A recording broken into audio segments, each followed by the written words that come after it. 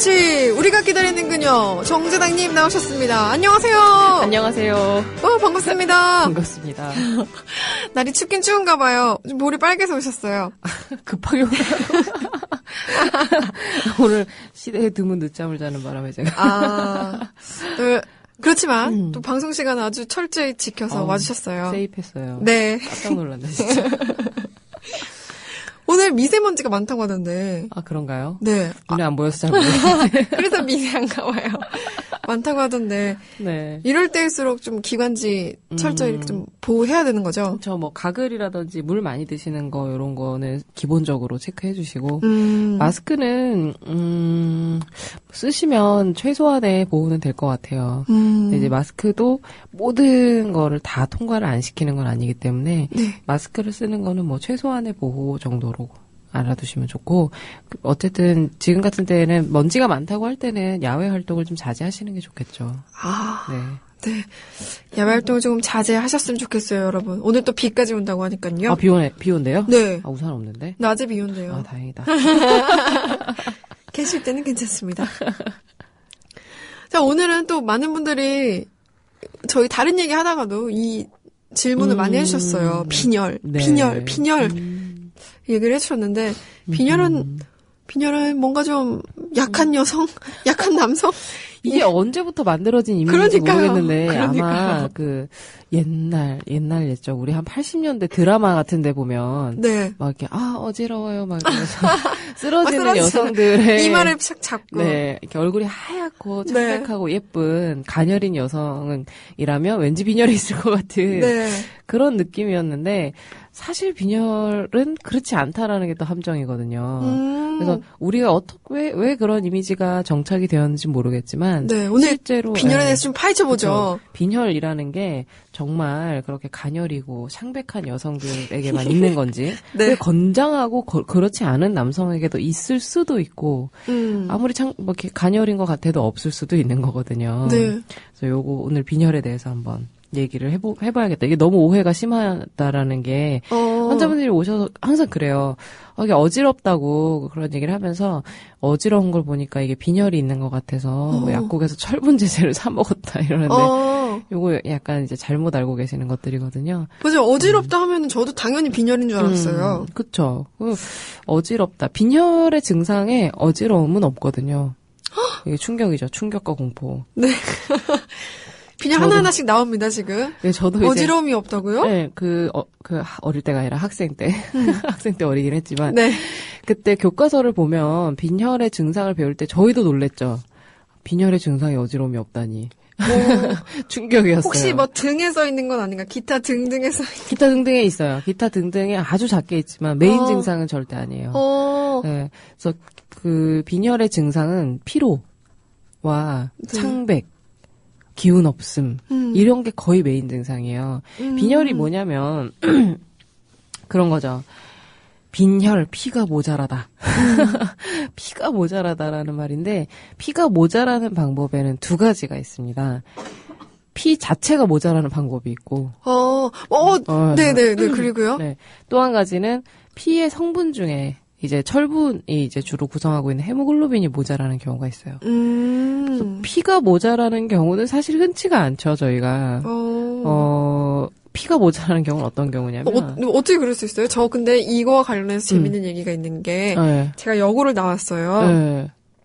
근데 여고 다닐 때 왕자정이라는 닉네임을 가진 친구가 있었어요. 분명히 저 깜짝 놀랐네. 왕자정이라는 친구가 있었는데. 네. 그 친구 얼굴 되게 노랬어요.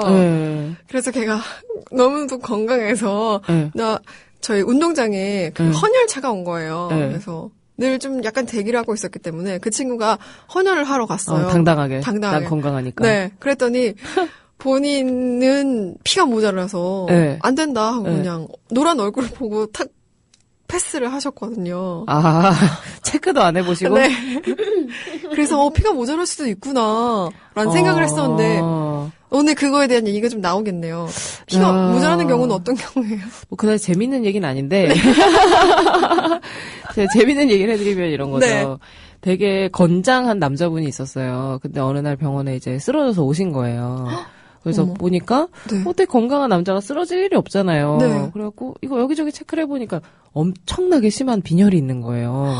그래서 우리가 보통 헤모글로빈 수치가 14, 남자는 14 이상이어야 되는데 8, 7 막 이렇게 엄청 떨어져 있는 거죠. 그러니까 이거는 7, 8 정도 숫자면 어느 정도 숫자냐면 뭐 임산부들이 아기 낳고 출혈이 막 심해도 이 정도까지 떨어지진 않거든요.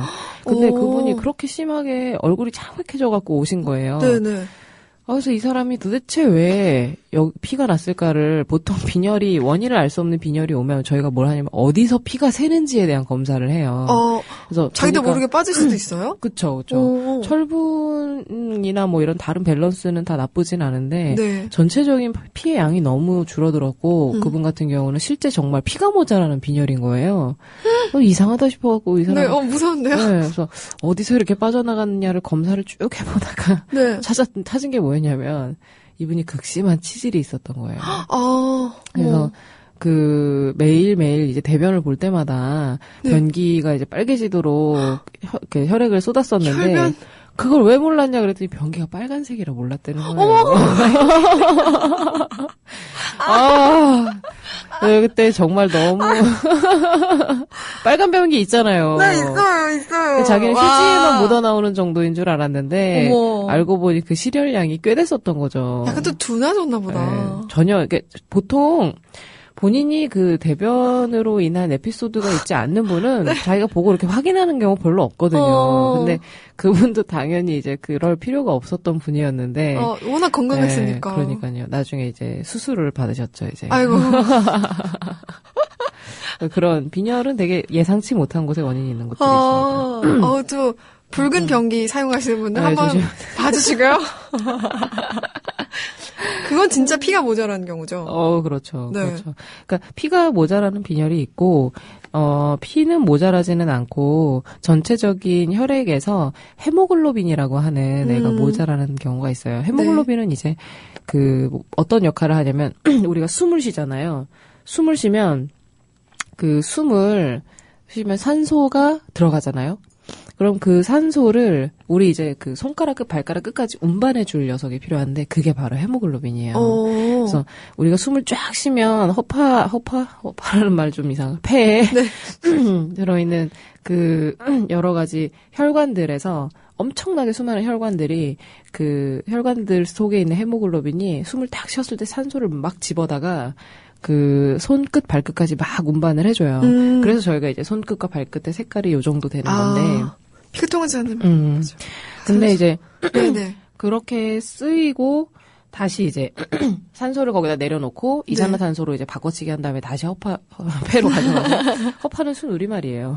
네네. 네, 그래서 가져가서 거기서 이제 다시 또 산소랑 바꿔치기 하고 막 이런 역할을 헤모글로빈이 하는데, 헤모글로빈의 주 원료가 철분이에요.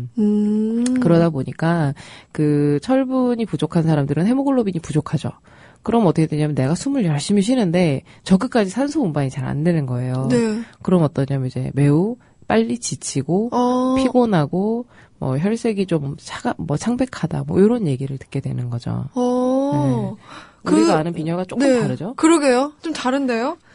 헤모글로빈 그래서 철분제를 먹으라고 하는 거군요. 그렇죠. 그래서 원래 헤모글로빈이 부족한 빈혈의 경우에는 이제 철을 먹으라고 하는 거고 그거 말고도 빈혈의 원인이 되게 여러 가지가 있어요. 다른 만성 질환을 앓았던 분이 빈혈이 생기는 경우도 있고 아까 말씀드렸던 것지만 자기도 모르는 새에 출혈이 있어서 빈혈이 오는 사람들도 있고 그래서 여러 가지 원인의 빈혈이 있지만 우리가 일상적으로 젊은 사람들이 자주 접하는 빈혈은 대부분 철분 부족 빈혈 아니면 의외로 실혈에 의한 빈혈이 좀 있어요.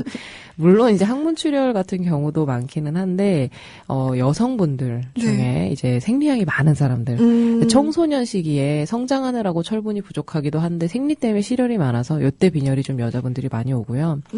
그리고 스트레스나 여러 가지 생활 습관 때문에 위궤양이나 십이지장 궤양이 있는 분들이 여기서 출혈이 돼서 깨작깨작 이렇게 출혈이 되면서 빈혈이 생기는 경우들이 좀 있어요. 몸속에서요? 그렇죠. 그래서 대변을 연필 흑심 있잖아요. 그 정도 색깔로 검은 대변이 나오는 분들은 요거는 좀 문제가 있다 생각을 하셔야 돼요. 혹시 또 이렇게 살펴보지 않으셨겠지만 한 번씩 살펴보시고요. 근데 자신의 대변을 살펴보는 게 건강 확인에 도움이 되는 건가요? 잘 먹고 잘 자고 잘 사는 것이 건강의 가장 핵심이기 때문에 잘 좀 살펴보시면 좋을 것 같아요. 뭐 유심히 볼 필요 없어요. 그냥 한번 살짝 들여다보시면 좋을 것 같아요. 네. 몸속에서 철분은 주로 헤모글로빈에만 사용되는 거예요? 왜 부족한 증상이 나타나는 거예요? 몸속에서 철분이요? 네네. 철분은 뭐 여러 가지로 사용이 되기는 하는데 가장 흔한 이유는 먹는 게 부족해서. 잘 안 먹어서요? 그쵸. 그래서 철분이 많은 음식 그러면 많이들 물어보는 게 고기를 안 먹어서 빈혈이 생기는 게 아니냐, 뭐 이런 얘기를 많이 하세요. 근데 사실은 철분이 많은 음식이 고기가 많이 들어있기는 하지만, 네. 야채에도 많이 들어있기는 하거든요. 어쨌든 골고루 먹지 않아서 생기는 그런 부족 현상인 경우가 많죠. 골고루 또 먹어야겠네요. 특히 성장하는 시기에는. 성장하는 시기도 그렇고, 여성분들 같이 주기적으로 혈액에 배출이 있는 경우도 마찬가지죠. 그래서 채식을 하는 분들이 뭐 고기를 안 먹어서 빈혈에 네. 걸리지 않느냐 이런 얘기를 많이 듣는데 채식하는 분들은 야채를 충분히 섭취를 하면 빈혈에 걸릴 일은 없습니다. 우리가 뭐 빨간 고기를 많이 먹어야 뭐 네, 맞아요. 힘이 나고 막 있어요. 이러는 것 같잖아요. 근데 사실 고기 말고 야채도 비슷한 양을 먹으면 야채가 미네랄이나 비타민 양은 훨씬 많아요. 뭐 칼슘, 철분 뭐 이런 것들이 네. 같은 양이라면 네. 야채가 많은데 우리가 기본적으로 야채를 많이 안 드시기 때문에 그런 문제가 있는 거지 똑같은 양이라면 훨씬 많습니다. 또 하나 알게 됐네요. 빈혈에는 또 증상들이 저희는 오해했던 게 네. 어지럽다. 그렇죠, 그렇죠. 뭐 그런 것들이 있는데 정확한 빈혈 증상에는 그러면은 빈혈의 정확한 증상이라는 게 뭐 따로 있는 건 아니고 네. 빈혈은 드린 것처럼 되게 막연해요. 그래서 실제로 정말 빈혈로 진단이 되는 경우는 이런 경우죠. 요즘 너무 피곤한데 네. 요즘 이렇게 하루 종일 뭐 쇼핑할 때도 피곤해요, 심지어. 막 이런 거. 마트에 가서 돌아다니는 것도 힘들어요. 막 이런 얘기들 하시거든요. 네. 그 정도로 피곤한 거는 정말 문제가 있는 피로죠. 그래서 우리가 그냥 일반적인 일상적인 피로, 피곤해. 병적 피로라 그래서 일상생활을 할 수 없을 정도의 피로감으로 두 가지를 구별을 하는데 빈혈은 그런 병적 피로의 아주 메인 원인이에요. 그래서 뭐 우리가 알고 있는 뭐 갑상선 질환이나 간 질환도 마찬가지겠지만 네. 빈혈이 가장 흔하죠. 그래서 그렇게 해서 진단이 되는 경우가 있는데 대부분 요런 증상으로 오해하시는 경우 있잖아요. 어지럽다, 핑 네. 돈다, 맞아요. 주변이 뱅글뱅글 돌아요. 막 이런 분들은 맞아요, 어떤 맞아요. 경우냐면 이런 거죠. 예를 들면 앉았다 일어났는데 핑 돈다라고 하는 거는 혈압이 이제 혈액이 우리 몸속으로 이렇게 도는데 혈액에 발이 달린 건 아니잖아요. 심장이 위에서 쏴줘야 혈액이 돌고 도는 건데 네. 앉았다가 탁 일어나거나 이렇게 누웠다가 일어나는 경우에 보통 다리 쪽으로 이렇게 좀 정체되어 있던 혈류가 이제 위쪽까지 이렇게 확 다시 회복을 해야 되는데 그 재분배되는 과정에 시간이 조금 걸리는 사람들이 있어요. 그런 경우에는 핑 돌고 어지러운 증상이 나타나게 되는 건데 요게 이제 여성분들이 많이 이러는 경우들에 보면 대체적으로 운동 부족이라던가 내가 약한 게 아니었고 운동 부족이었던 요 얘기 하시면 운동하세요 그러면 네. 제가 운동을 원래 좋아하지는 않아서 뭐 이런 얘기들을 많이 하시는데 실제로 운동 부족인 분들은 팔다리 근육이 없으니까 이게 아까 말한 것처럼 혈액에는 발이 달린 게 아니거든요. 심장이 쏴주는 거에서 이게 반대급부로 이제 뒤에서 밀려 다시 올라오는 게 있어야 되는데 그 밀려가 근육에 밀려 올라와야 되거든요. 근데 근육이 워낙 없으니까 이제 그 부분이 이제 자연스럽게 원활하지 못하다 뭐 이런 것들. 그래서 실제로 어지럽거나 눈앞이 네. 노랗다, 뭐 핑 돈다, 뭐 이런 얘기들을 하실 때 보면 빈혈이라기보다는 운동 부족으로 인한 혈압의 순간순간 재조정이 안 돼서 그러는 경우들이 있고 이게 조금 만성화돼서 뭐 기립성 저혈압이라든지 이런 분들이 있는데 이분들은 네. 좀 특이적으로 앉았다 일어나거나 누웠다 일어날 때 혈압이 뚝 떨어져 갖고 너무 이제 어질하는 정도가 아니라 완전히 기절하는 분들도 있고 좀 심해요. 네. 네. 그래서 심각하네요. 네, 기립성 저혈압이라고 진단까지 될 정도 분이시라면 이런 분들은 이제 관리를 따로 병원에서 받으셔야 되는데 대부분은 기립성 저혈압 같은 느낌의 증상이 있는 운동 부족이다. 이렇게 알아두시는 게 좋을 것 같아요. 병원에 가서 되게 충격대 많이 받으실 것 같아요. 저 빈혈이라서 왔는데 운동 부족이세요? 이러면 네? 이러면서 막 돌아갈 것 같아요. 이게 문제는 어지러워요 그러면 네. 뭐 이렇게 병원에 가서 혈액 검사를 해야지만 빈혈의 진단이 나와요. 그냥 딱 보고 얼굴 보고 빈혈이시네요 이러진 않거든요. 근데 이제 제 친구처럼. 근데 이제 뭐 영양제나 건강보조식품들을 파는 분들이 어지럽다 그러면 그 빈혈이니까 철분제제 먹어야 된다고 해서 약을 파시더라고요. 그러면서 뭐 요거 조금만 먹으면 괜찮다고. 근데 사실 철분제제를 먹을 때 그러니까 철분 결핍성 빈혈이라 하더라도 네. 철분제제 최소 먹어야 되는 게 6개월이에요. 꽤 오래 먹어야 되네요. 그리고 6개월을 먹을 때도 중간에 조심해야 되는 게 한 달을 먹고 저희가 혈액 검사를 다시 해요. 왜냐하면 이 사람이 철분제제 효과가 있는지 없는지를 확인해야 되거든요.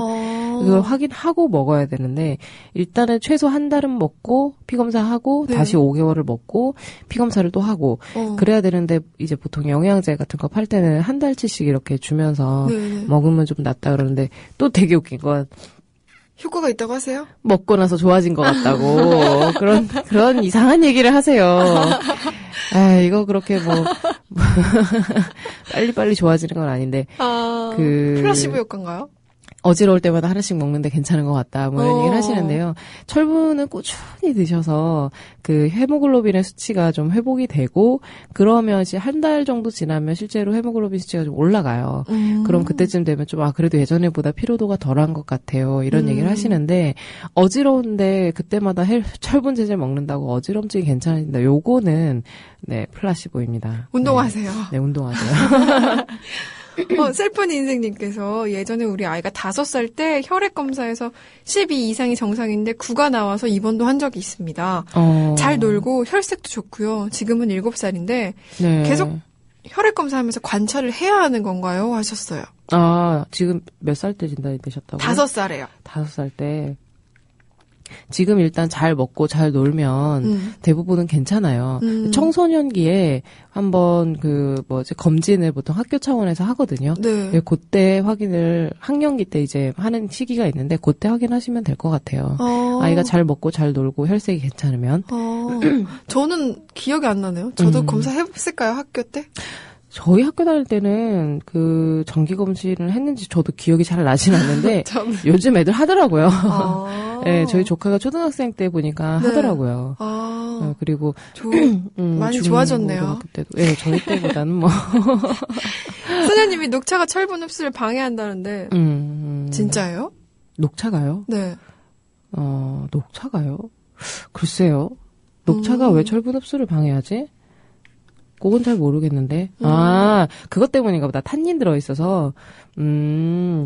커피, 녹차, 홍차의 그 카페인이랑, 네. 그 다음에 뭐 그런 성분들이 들어있는 게 철 흡수를 방해한다고는 하는데, 녹차가 사실 그 성분이, 많진 않거든요. 네. 그래서 방해를 한다 정도라고 우리가 일상적으로 느낄 정도로 드시려면 녹차를 정말 물처럼 드셔야 될 것 같아요. 근데 그렇지 않고 그냥 하루에 한두 잔 정도는 네. 괜찮습니다. 네. 그래서 녹차를 물처럼 드시는 경우는 있을 것 같네요. 그러고 보니까. 네, 보리차 대용으로 드시는 분들. 많이들 드실 수 있을 네, 것 같아요. 그런 분들 같은 경우는 조금, 그럴 수는 있는데, 사실은 우리가 녹차에 들어있는 그 양보다 실생활에서 음식에서 먹는 철분의 양이 훨씬 많아요. 그래서 녹차 때문에 빈혈이 왔다. 이런 경우는 못 본 것 같아요. 네. 까망이님은 제가 위염으로 내과를 방문했다가 피검사를 받았는데 빈혈이 심하다고 약을 먹었습니다. 그때 증상이 정말 늘 피곤하고 비실거렸는데 네. 요즘 위 내시경으로 정상으로 돌아와서 빈혈 약도 위염 약도 먹지 않습니다. 최근에 감기랑 생리가 겹치면서 한 일주일 동안 힘들었는데 이것도 다 마무리됐는데 해가 떨어지는 저녁쯤 갑자기 엄청 졸리고 피곤이 몰려오는데 다시 이거 약을 먹어야 되는 건가요? 하셨어요. 위염하고 빈혈하고 어떤 상관관계가 있냐면 출혈성 위염이 있는 분들이 있거든요. 네. 근데 그게 만성적으로 있던 분들이 빈혈이 있는 경우는 있지만 사실 위염이 있다고 해서 다 빈혈이 있는 거는 아니죠. 근데 아마 두 개가 동시에 오신 것 같아요. 그래서 빈혈이 그때 약을 얼마나 기간 동안 드셨는지 모르겠지만 철분이 부족해서 생기는 빈혈은 철분을 우리 몸에 이제 보충을 하는데 필요한 최소한의 시간이 6개월이에요. 그러니까 처음에 철분을 먹으면 당장 급한데 다 써요. 헤모글로빈이 이제 당장 용병들이 필요하니까 거기에 다 쓰는데 사실은 우리 몸에 저장되어 있는 저장고가 있거든요. 근데 저장고는 항상 메말라 있고 항상 먹는 철분을 그냥 급한데 다 써버리는 거죠. 근데 그 저장고에 철을 채울 때까지 걸리는 시간이 6개월이에요. 그래서 만약에 그때 그거를 검사를 하시고 네. 정상으로 돌아왔는데 저장고가 충분히 차 있었다라는 그 컨펌이 되지 않은 채로 약을 끊었다면 네. 그거 다시 또 이제 저장고가 말라 있기 때문에 언젠가 빈혈이 올 수가 있고 또 한 가지는 그 당시에 저장고가 충분히 찼는데도 불구하고 계속 어떤 원인에 의해서 다른 곳에서 빠져나가는 거라든지 실생활의 일상생활의 식습관에서 항상 철분이 부족하다든지 그런 분들의 경우에는 빈혈이 재발할 수가 있거든요. 그래서 이분은 혹시라도 다시 한번 검사를 받아보시는 게 좋을 것 같아요.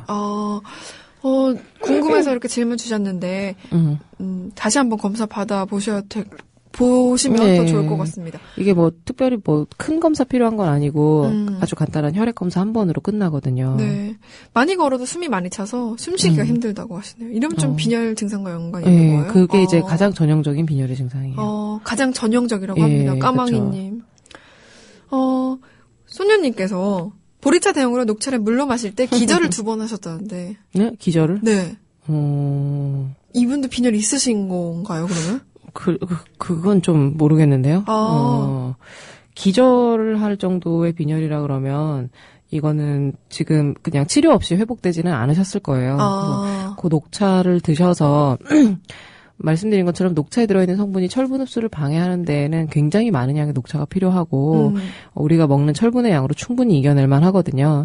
그렇기 때문에 녹차를 물처럼 먹어서 빈혈이 생긴다라고 단정 지을 수는 없고 네. 기절할 정도로 빈혈이 오는 경우가 사실 많지 않고 대부분 기절하는 경우는 어떤 경우냐면 이건 또 조금 다른 얘기인데 일상적으로 이렇게 기절을 하는 분들이 있어요. 네. 한 1년에 한두 번씩 의례적으로 네, 실신이라고 저희가 표현을 하는데 네. 제가 어렸을 때 좀 많이 했어요. 이거를. 진짜요? 초등학교 때 이제 조회 시간에 쓰러지거나 연약의 상징이잖아요. 이게. 그렇죠. 지금 절 보면 누가 그런 상상이나 할 수 있겠냐마는 이게 어떤 친구들이 그렇게 되냐면 그 사람이 긴장을 하게 되면 심박수도 빨라지고 네. 뭔가 긴장 모드에 들어가요. 위도 이제 운동을 멈추고 혈압도 이렇게 조금 긴장 상태에 있고 그러다가 긴장이 확 풀리게 되면 심박수도 느려지고 혈압도 떨어지고 뭔가 이게 몸에서 긴장이 풀리는 그런 두 가지가 항상 이렇게 균형을 잡고 살거든요. 긴장을 하는 신경과 우리 어렸을 때 말하는 교감신경과 부교감신경인데 얘네들이 항상 이렇게 밸런스를 맞추고 사는데 가끔 요게 이렇게 확 깨질 때가 있어요. 예를 들면 너무 긴장을 심하게 하는 순간들이 있잖아요. 우리가 네. 저희 같은 경우는 학생 때 실습할 때 처음에 해부 실습을 하거나 혹은 수술장에 처음 들어갔을 때 친구들이 긴장을 바짝 하는데 할 것 같아요. 혈액 냄새가 확 이제 수술장 냄새가 그거 확 풍길 때 네. 이제 몇 명씩 쓰러집니다. 이제. 맞아요. 의학 드라마에서 보면 네, 쓰러지는 친구들 나와요. 그렇죠. 미드에서 보면. 근데 이제 해부 실습할 땐 잘 안 쓰러지고요. 우리가 의외로 주로 수술장에서 많이 넘어가요. 신기하네요. 그쵸. 근데 요게 일상적으로 언제 그러냐면 사람들이 개인차가 조금 있기는 한데 사람이 되게 많은 만원 지하철이나 버스에서 그 냄새와 그 분위기 때문에 네네. 혹은 굉장히 사람이 많은 쇼핑센터 혹은 특정 본인만의 아마 그 상황이 있을 텐데 그럴 때 이 증상이 확 와서 기절하는 분들이 있어요. 전 약간 유사 경험한 적 있어요. 사람 많은 지하철 타고 갔을 때 네. 정말 막 앞이 노랗고 얼굴도 창백해지고 시간땀이 흐르면서 그쵸. 약간 속도 매승매승하고 네, 토할 것 같고 내려야겠는 거예요. 네. 그래서 그냥 중간에 내려버린 적도 한 2-3번 있어요. 그렇죠. 거기서 이제 한 발짝 더 가면 이제 기절합니다. 전 의자에 앉았더니 좀 낫더라고요. 쭈그리고 앉아있으면 좀 나아요. 그래서 그것도 빈혈과 관계없습니다. 관계없고 운동. 운동도 운동이고 네. 그거는 그런 상황을 좀 피하시는 게 좋아요. 물론 운동하면 그 빈도가 좀 줄어들기는 하는데 그거를 밥 먹듯이 하는 분들이 있어요. 일주일에도 몇 차례씩. 그런 분들은 심혈관 내과에 가셔서 심전도를 비롯한 심장 쪽의 검사를 받아보셔야 되는데 1년에 한두 번 뭐 잊을만 하면 그래요. 이런 분들은 굳이 뭐 그냥 운동을 열심히 하시고 그런 상황을 좀 피하시는 게 좋습니다. 알겠습니다. 이거 저도 궁금한 질문인데 안경 꼈다님께서 저는 녹차 티백 하나를 2리터 물에 넣어가지고 끓여서 먹는데 네. 저는 녹차를 물처럼 먹는 건가요? 아니면 녹차 한 잔을 먹는 건가요? 한 잔입니다.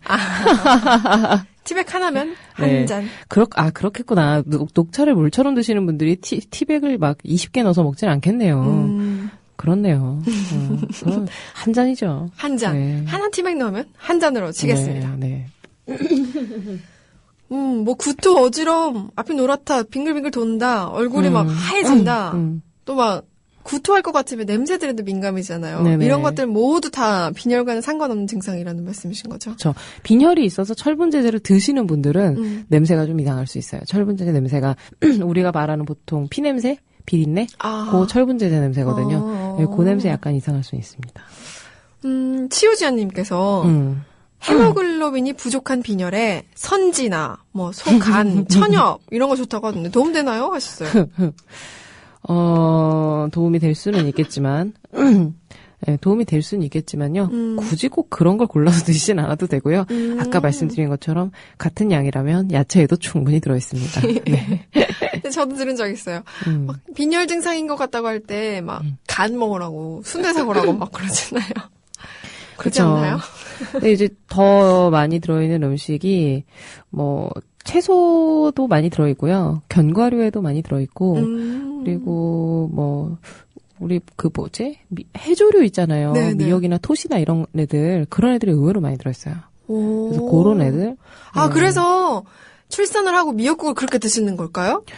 그런가요? 연관이 있을 것 같아요. 그렇죠? 없지 않을 수도 좀 약간 있을 수도. 네, 그럴 수 있을 것 같아요. 네. 해조류에는 뭐 철분 말고도 되게 많이 우리가 일상적으로 먹는 음식 중에서는 꽤 많은 영양소를 갖고 있는 애들이라서 굉장히 우리가 모자라는 영양분을 보충하기 좋은 음식들이긴 하죠. 달걀에도 철분 많이 들어있고 많습니다. 일상적으로 고기를 굳이 드시지 않는다 하더라도. 네. 편식하는 거 좋지 않고 좀 골고루 드시면서 좀 편식을 하게 되면 영양 결핍이 많이 와요. 네, 저도 한동안 이제 편식을 하던 시즌이 있었는데. 아니, 대부분의 것을 다 경험해보셨어요.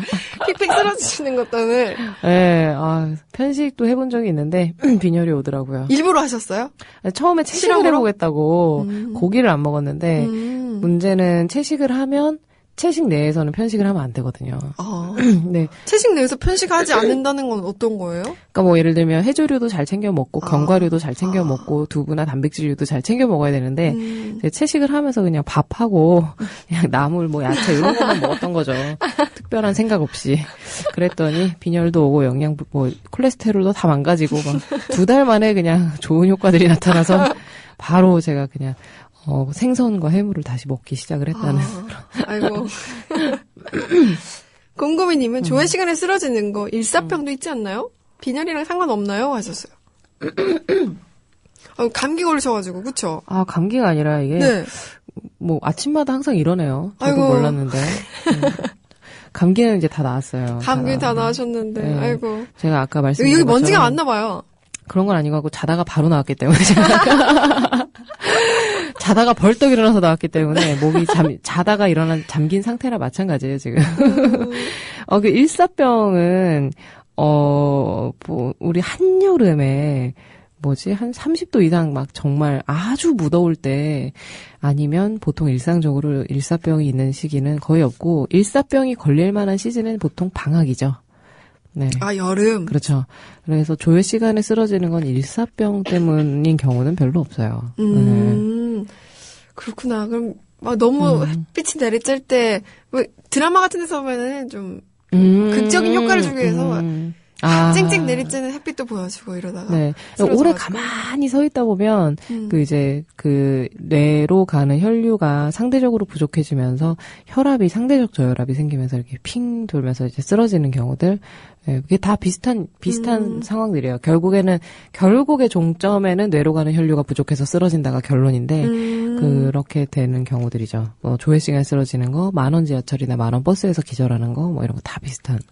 엉겅퀴사랑님께서 네. 남중 3학년 교실에 시험 감독에 들어갔다가 네. 후들렁거리고 식은땀 나고 어지럽고 쓰러질 것 같아서 그냥 나올까 하다가 차마 못 나오고 있었는데 나중에 좀 나아졌어요. 마지막 말이 너무. 녀석들 냄새가 장난이 아니더라고요 하셨어요. 이것도 약간 10,000원 지하철 같은 효과 아닐까요? 네, 맞습니다. 이거 냄새에 민감한 분들이 있어요. 저 같은 경우도 의사기는 하지만 피비린내가 굉장히 싫어서 피비린내 더하기 알코올 냄새. 네네. 그거 너무 싫더라고요. 그리고 수술장에서 나는 냄새들이 너무너무 싫어서. 그때 안 쓰러지셨어요? 저는 인턴 때 한 번, 레지던트 때 한 번. 아이고. 본인이 원하지 않아도 픽픽. 네. 이게 쓰러지는 거를 전 어렸을 때부터 조회 시간에 쓰러지는 캐릭터였기 때문에 이게 학습을 많이 했어요. 근데 자기도 모르게 쓰러지는데. 그 전에 전조 증상이 있어요. 지금 말씀해주신 게 전조 증상인데 속이 울렁거리고 식은땀 나고 어지럽고 요 증상이 나타날 때 저는 빠집니다. 수술장에서 이렇게 손 들고 빠지고 이제 뒤에 가서 이제 쭈그리고 앉아갖고 다시 이제 돌아올 때까지 시간이 좀 필요한데 이거를 참고 견디시면 좀 돌아오긴 하는데요. 그 참고 견디는 와중에 기절하는 경우들이 있어요. 근데 기절을 해도 한 1, 2분 만에 깨요. 요거는. 저도 지하철에서 한 2-3번 이런 적 있다고 말씀드렸잖아요. 그 지하철역에 내려서 쭈그리고 앉아있는데 아무도 괜찮냐고 물어봐주지 않는 거예요. 그 사람이 많은데. 쓰러져야 이제 사람들이. 지나가다 아줌마 둘이서 막, 숭숭은 대시던데 막상 다가와 주시지는 않아서 몸도 안 좋은데 마음도 참. 술을 많이 먹었나, 저 친구가 뭐 이런 느낌으로. 그렇게 생각하셨을 수도 있어요. 네. 아침 출근 시간이었기 때문에. 어쨌든. 네. 그랬던 기억이 나네요. 동행님께서 저는 맥주를 잘 안 마시는데요. 네. 오래전에 한 2번 맥주를 많이 마시고 소변을 보다가 뒤로 넘어갔습니다. 기절했죠. 네, 이것도 마찬가지입니다. 소변도 소변 보면서 이러는 분들이 있어요. 네. 그래서 이게 계속 이러시는 분들은 소변을 앉아서 보실 수 있으면. 진짜요? 지난번에 저도 놓친 댓글이었는데 부인이 앉아서 소변을 보라고 한다고 남성분이. 왜요? 그런 기절하시나요? 아니 그런 건 아니고. 그건 다른 원인이지 않을까요? 본인이 본인이 청소하기 귀찮아서라던가. 그렇게 하는데 이거 뭐 전립선에 문제가 있는 거 아니냐고 질문을 하셨어요. 그렇지 않아요? 남편분이 앉아서 소변을 보신다고요? 네. 근데 전립선에 문제가 있는 게 아니냐? 네. 왜냐면 부인이 그렇게 하라고 시켜서 보는데 나는 그렇게 하기 싫은 거죠. 앉아서 보면 전립선에 문제가 생기지 않느냐? 네. 그렇지 않습니다. 네. 그런 그렇군요. 일은 없고요. 네. 다만 그냥 이상한 거죠.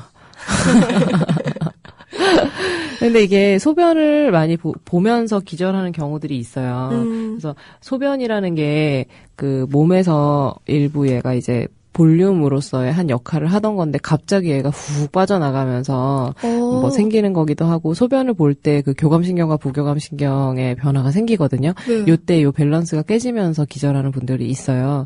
그래서 이게 가끔 술이 만취한 상태에서 이런 경우에 문제가 생기는 게 뭐냐면 아까 말씀드린 이 기절하는 경우들의 모든 기절들은 대부분 바로 깹니다. 근데 가장 큰 문제는 기절하다가 넘어지면서 다치는 경우들이 많아요. 어디 부딪혀서요? 네, 그래서 요 기절 시리즈들은 대부분 뇌나 나의 심장에 문제를 주는 기절은 아니고 다만 이 기절하는 과정에서 다치는 경우가 많아서 전조 증상이 있는 분들은 반드시 누울 자리를 보고 다리를 뻗어야 그 다음에 추가적인 외상을 막을 수 있다. 아이고. 뭐 이런 거거든요. 그래서 기절을 경험하신 분들은 비슷한 상황에서는 항상 좀 자리를 좀 깔아두고 이렇게 봐두셔야 된다라는 화장실도 푹신하게. 네. 여튼 이 기절이라든지 어지러움은 빈혈과는 관계가 없다. 근데 물론 그 두 가지가 같이 있는 분들이 많이 있어요. 왜냐하면 어지러움이 자주 있거나 실신할 정도로 이제 혈압에 문제가 있고 운동이 부족한 분들이 또 대부분 빈혈이 같이 있는 경우들이 있어서 요게 오해가 되는 경우들이 있는 거죠. 하지만 빈혈과 요 부분은 좀 별개의 문제다라는 거. 방금 내가 이렇게 지나가다가 강도한테 칼을 맞아갖고 피가 흘려져서 막 실혈이 돼서 빈혈이 되면 당연히 어지럽죠.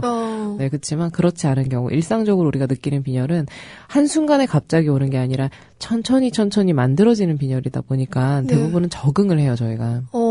그래서 만성적으로 빈혈이 있는 분들은 그 빈혈에 적응되어 있는 경우가 많아서 어지러움을 느끼지는 않습니다. 네. 제나 엄마님께서 저는 헤모글로빈 수치가 8 정도라고. 이거 많이 낮은 수치죠. 네. 철분제제를 드셔야 되는 건데, 위염과 역류성 식도염, 변비 등으로 약 복용을 장기가 못합니다. 세상에나. 음식에 편식도 심해서 방법을 못 찾고 있는데 다른 증상은 없는데 피로감이 아주 심하고요. 네. 학창 시절에는 신생아 소리를 들을 정도로 잠을 잘 정도였는데 빈혈로 피로감이 이렇게 심각할 수도 있나요? 의사쌤은 약을 복용하라고 하지만 위염이나 변비 때문에 곧 안 먹게 되네요. 헤모글로빈, 철분제제를 먹을 때 가장 힘들어 하시는 게 뭐냐면, 철분제제를 먹으면, 아무래도 철분이나 칼슘 같은 미네랄들, 네. 우리가 보통 알고 있는 그런 미네랄들, 금속이잖아요, 걔네들. 미네랄, 영양소들을 먹을 때 위장장애가 많이 와요. 그래서 워낙에 철분제제는 빈속에 오렌지 주스랑 먹으면 효과가 좋다라고 알려져 있지만 네. 실제로 그렇게 했을 때 위장장애가 오는 분들이 많아서 가능하면 이런 분들은 밥을 먹을 때 같이 철분제제를 네, 같이 드시는 게 제일 좋고요. 그러면 최소한의 섭취는 되니까. 네네. 그리고 두 번째는 변비가 와요, 이 철분제제가. 왜요? 그래서 이 철분제제 가장 최악의 부작용이 변비인데, 아까 말씀드린 것처럼 철분제제는 피가 우리가 보통 알고 있는 피의 성분과 비슷해서 냄새도 별로라 했는데, 색깔도 까매요. 약이요? 예, 아니, 먹고 나서 이제 나오는 대사물들이 까매서, 먹고 나면 대변이 검해지고, 네. 그리고 변비가 생기는 경우들이 많은데, 그래서 철분제제를 먹는 요령은 이렇습니다. 가장 좋은 건 오렌지 주스와 함께 빈속에 드시는 게 베스트이지만 대부분 그거를 감당하기 어려우니 네. 식사를 하시면서 같이 드시고 밥 먹기 전에 물을 많이 드세요. 밥을 먹기 전에? 전후에 그러니까 언제든지 항상. 네네. 철분제제는 기본적으로 물 3컵과 같이 먹어라 이럴 정도로 변비가 오지 않도록 하기 위해서는 물을 어마어마하게 많이 드셔야 돼요. 그래서 철분제제를 드시다가 실패한 분들은 영양소를 이제 골고루 드시는 게 가장 좋아요. 네. 그래서 아까 말한 것처럼 해조류라든지 달걀이라든지 그런 것들을 좀 골고루 드실 수 있으면 제일 좋은데 그게 어렵다라고 하시면 철분제제를 음식과 함께 드시되 물을 정말 많이 같이 보충해서 드시면 지금의 어떤 증상들이 좀 나아지지 않을까. 지금 딱히 약을 안 먹고 지내시기에는 수치가 너무 낮아서 네. 일상적인 피로감이 꽤 크실 거예요. 네. 제나 엄마님, 우리 정재당님 말씀해주신 대로 식사하면서 드셔보고 네. 좀 물도 많이 드셨으면은 맞아요. 드시면은 조금 나아지지 않을까 철분제제를 드시다가 실패하는 분들이 대부분 위장장애랑 변비 때문에 실패를 많이 하시는데 네. 식사 때 그러니까 밥 먹고 바로 드시거나 아니면 물 정말 많이 하죠. 같이 드시면 좀 꽤 괜찮으실 거예요. 근데 물 많이 먹으면 건강에 좋다 그렇게 말하는데 네. 먹기가 사실 힘든 것 같아요. 그렇죠. 네. 이게 물을 달아놓고 먹으라고 저희가 표현을 하는데 항상 물병이 이제 있으면 요즘에 500cc짜리 페트병 많잖아요. 네. 그거를 책상에다가 항상 이제 4개씩 갖다 놓는 거죠. 그래서 4개를 올려놓고 아침에 출근해서 그걸 채우는 거예요. 그래서 오늘 그걸 다 먹겠다. 이런 목표를 가지고 시작을 하는 거죠. 그래서 4개를 다 채워서 그날 퇴근 전까지 다 비우는 거예요. 그거 좋은데요? 네. 그거를 해보시면 참 좋은데, 이게 다들 그렇게 해서 눈앞에 이제 보이는 게이지가 있을 때는 드시는데, 맞아요. 그렇지 않을 땐 잘 안 드시더라고요. 저도 이 컵에다가 하루 8잔 마셔야지 막 이러는데. 그럼 잘 안 되죠. 절대 안 되더라고요. 네. 눈에 보이는 빈 생수병 4개를 놓고, 그거를 딱 채워서 오늘의 목표. 그럼 딱 2리터네요? 그쵸. 와. 그 방법 좋은데요? 네네. 톰캣 24분님께서는 유치원 때 곱등이가 몸에 붙어있는 걸 보고 갑자기 기절했다. 뭔가 귀여운데. 유치원 때 곱등이가 있었나요? 곱등이 요즘 나오는 벌레 아니었나? 그런 무서운 벌레가 어쨌든 붙어 있었나 봐요. 네, 너무 놀래서 교감신경이 쫙 항진을 하게 되면 그 교감신경을 붙잡기 위해서 부교감신경이 따라서 항진을 빡 하게 되거든요. 네. 그때 기절을 하는 거예요, 대부분. 이게 지금 얘기한 모든 원리가 이거 하나로 다 설명이 되는 거죠. 그 이제 교감신경과 부교감신경의 밸런스가 깨져서 기절을 한다고 말씀드렸는데 대부분 너무 긴장을 하거나 너무 놀래거나 그래서 우리 병원에서도 주로 언제 보냐면 그 검사 같은 거 받을 때 피 뽑을 때 저 어렸을 때 되게 심했거든요. 제가 사실은 어렸을 때 되게 허약 체질이라. 근데 그렇게 얘기를 듣고 나니까 네. 또 어렸을 적 모습이 상상이 되는 것 같아요. 어렸을 때 정말 작았어요, 제가. 지금 이 키가 고등학교 때 다 큰 키고요. 초등학교 친구들이 저를 보면 아마 엄청 놀랄 거예요. 너무 정말, 많이 커서? 네, 고등학교 때 한 20cm가 컸나? 중고등학교 때. 엄청 교복 컸어요. 새로 사셨겠어요? 그랬나? 기억이 잘 안 나요. 하도 오래돼갖고.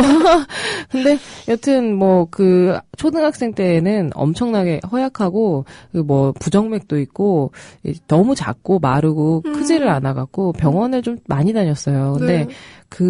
피 뽑을 때 너무너무 무섭고 긴장을 해서, 그걸 할 때마다 항상 이 실신 직전까지 가서 얼굴이 하얘지고, 항상 피만 뽑으면 화장실 가갖고 구토하고 막 이랬던 기억이 나거든요. 근데 어떻게 의사가 되셨지? 그니까요. 근데 전 지금도 제 피를 뽑는 건 싫어요.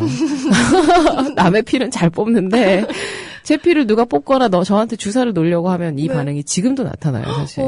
이게 학습이 안 되더라고요. 이걸 매일 피를 주사를 맞는 게 아니다 보니까. 그래서 그런 어떤 아주 긴장 상태에 다다르게 됐을 때, 그거를 가라앉히려는 몸의 자연스러운 반응이 그렇게 기절로 이어지는데, 빈혈과는 관계없습니다. 백마고진님께서 저는 하루 약 3리터 정도 물을 마시는데 많이 드시네요. 적당합니다. 괜찮아요? 네, 좋은 거죠. 지나치게 많이 먹는다는 기준이 어느 정도예요? 한 6, 7리터 이상. 네. 네.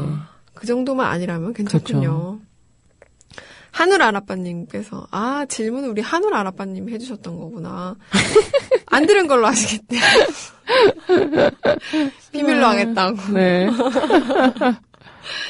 그리고 독일 학생님께서 독일에서는 어릴 때부터 남자도 앉아서 소변 보게 교육을 합니다. 처음에 적응 안 돼서 혼났는데 위생상 그렇게 교육을 그렇죠, 한다고 위생상이에요. 하네요. 아까 말씀드린 것처럼 청소의 문제.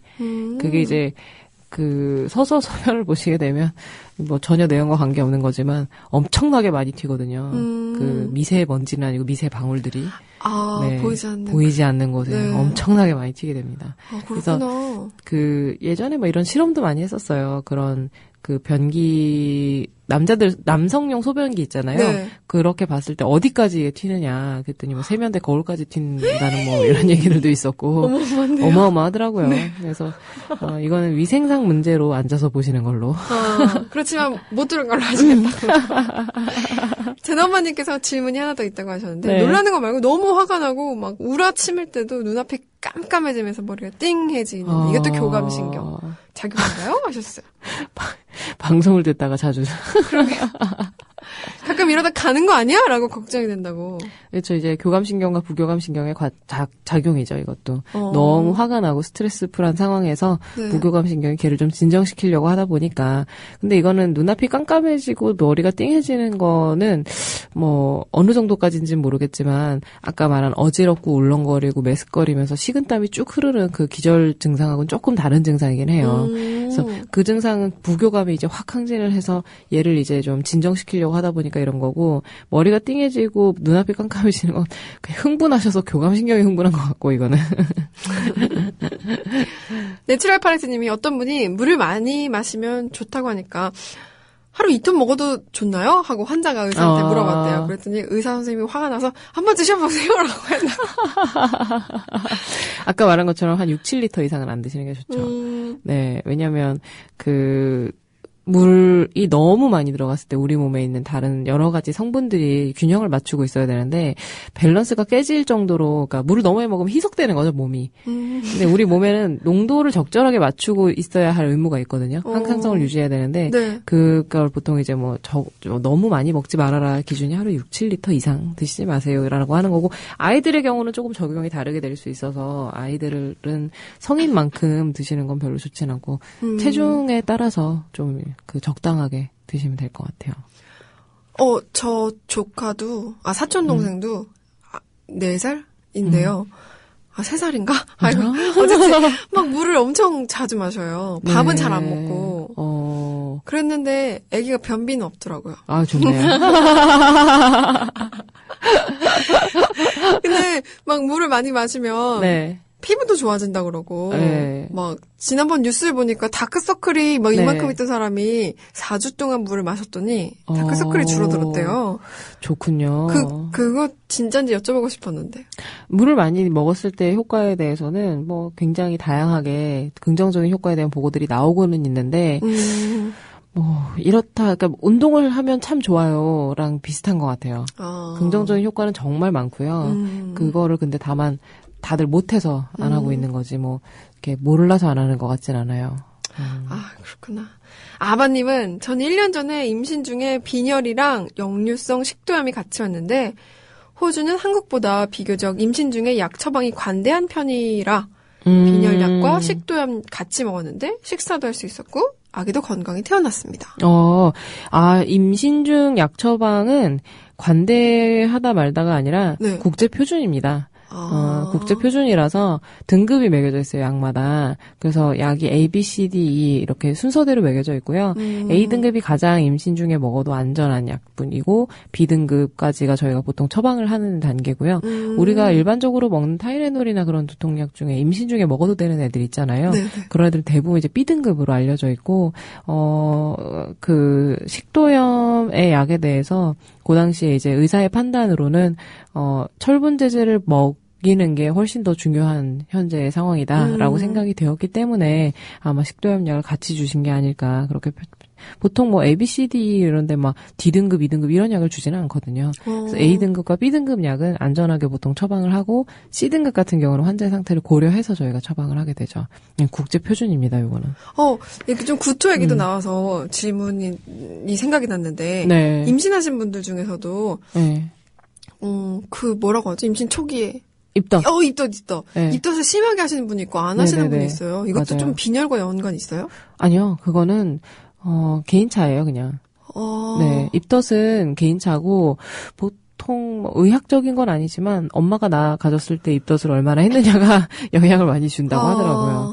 입덧은 개인차입니다. 빈혈. 어떻게 할 수가 없는 거네요? 그렇죠. 슬프다. 그렇죠.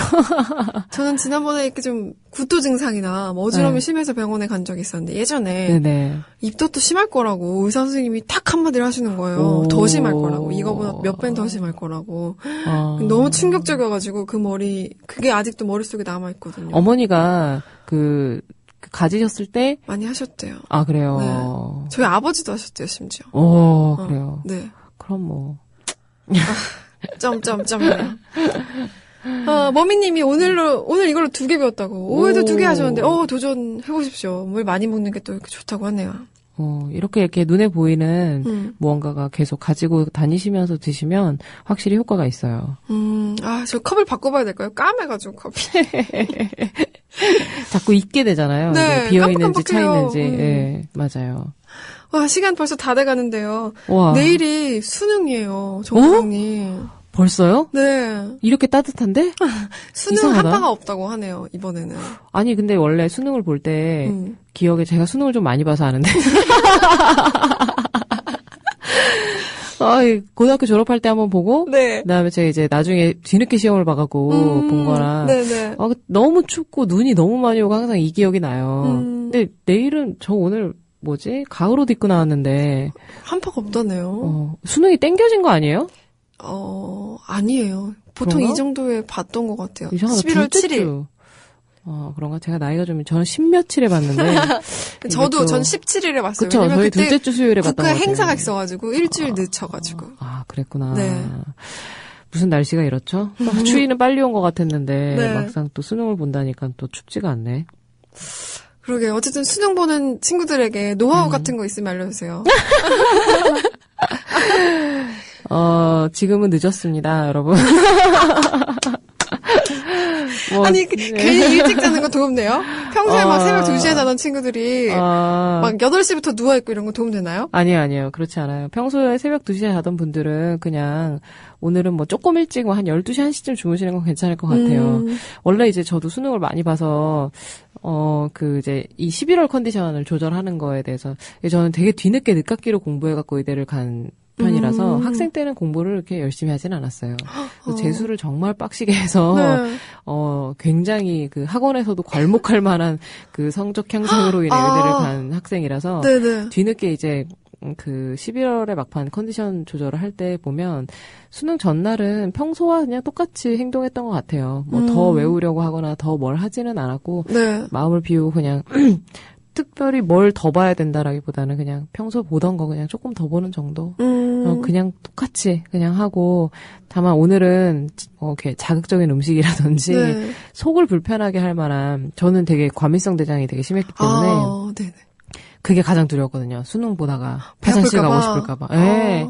너무너무 그게 노이로제였어요. 네. 그래서 도시락 싸갖고 가고 막 그러잖아요. 네. 그때 반찬에도 항상 그 배가 아프면 안 되니까 그거를 신경 써서 좀 도시락을 쌌던 것 같아요. 그래서 전날도 오늘 저녁에는 맵거나 기름진 음식 드시면 내일 아침에 배 아프니까 그런 거 좀 피하시고 그다음에 도시락 싸갈 때도 마찬가지로 자극적이지 않는 반찬으로 위주로 싸가시는 게 좋을 것 같아요.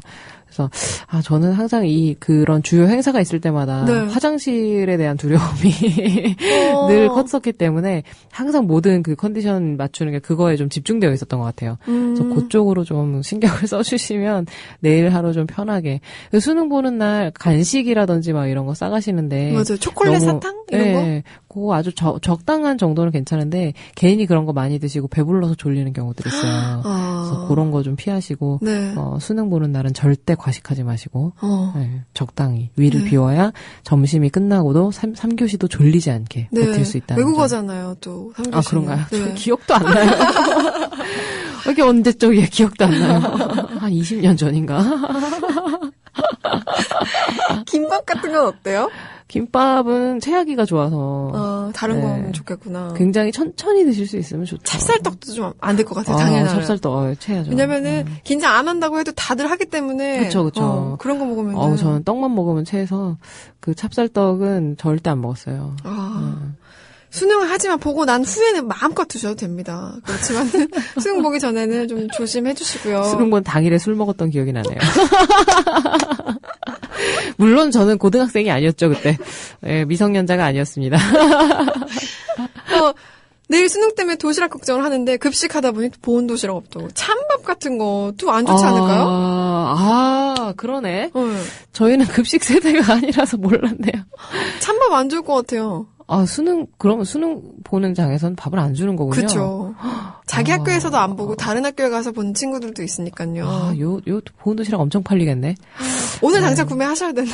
그러게 이거 찬밥은 늘 먹던 저희 때처럼 보온 도시락 많이 안 갖고 다녀서 찬밥을 늘 먹던 친구들도 있었는데 네. 뭐 그런 경우가 아니라면 따뜻한 밥이 좋죠.